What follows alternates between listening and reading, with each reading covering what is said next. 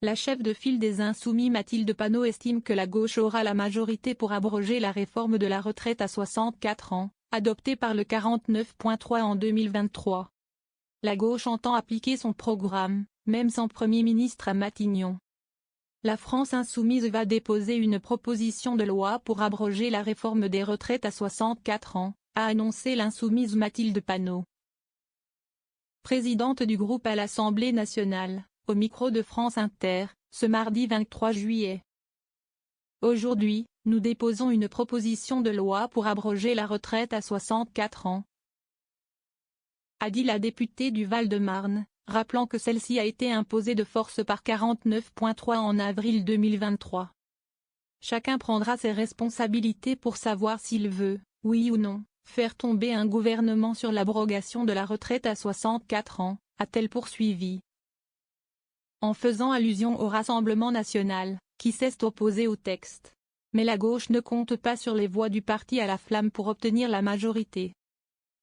L'élu dit tendre la main à l'ensemble des députés, qui, lors de la précédente législature, avaient déjà voté contre. Si est-il pour ça, que le gouvernement l'a imposé par 49.3. Il y avait déjà une majorité pour battre la retraite à 64 ans.